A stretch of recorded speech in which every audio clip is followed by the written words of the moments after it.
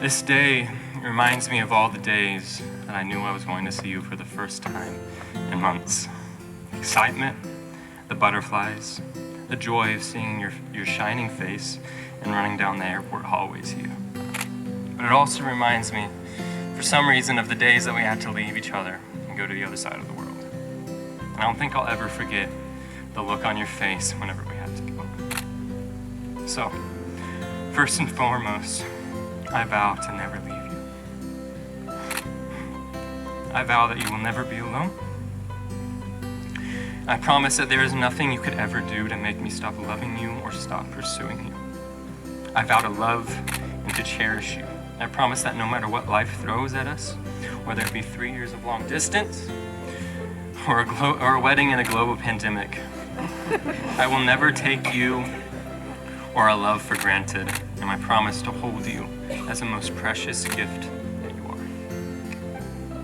I promise to love you as Christ loves the church, to lay my life down for you, to honor and protect you, and to do everything in my power to see that your dreams come into fruition. I vow to never settle on a life that is comfortable, but to always lead us towards a life that ushers in the kingdom of God and that chases after the desires and passions that He has placed in each of our hearts. I promise to laugh with you in the best of times and to cry with you in the difficult times. I promise to cherish this love, not in spite of its flaws, but because of its flaws.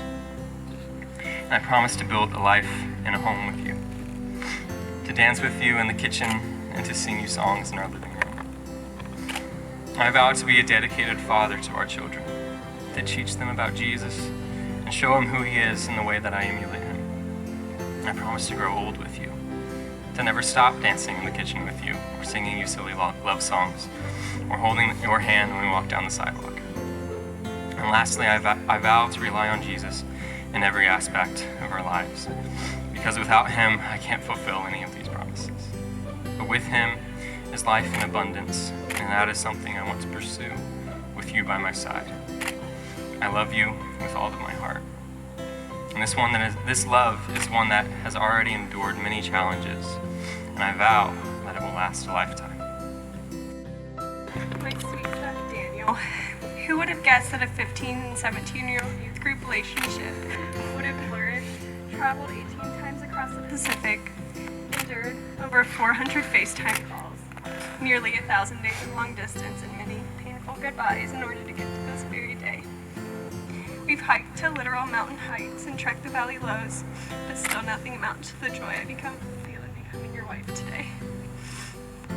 Seth, I'm so thankful for the man that God created you to be. A man of patience, creativity, integrity, passion, and a man who can play a mad piano solo.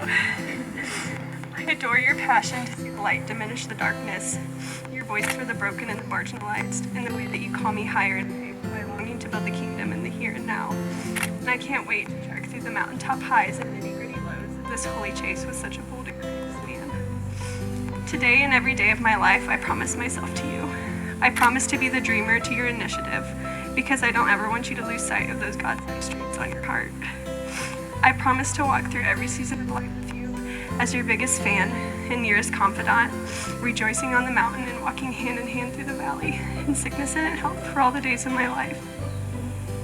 I promise to skip down the sidewalk while holding your hand, to try not to steal too many bites of your food that I didn't want in the first place, and to always sing Babel by Mumford & Sons at the top of my lungs when we go on road trips. I promise to love and respect you, to challenge you, to bear your burdens with you, and most importantly, to draw near to Jesus and His heart with you.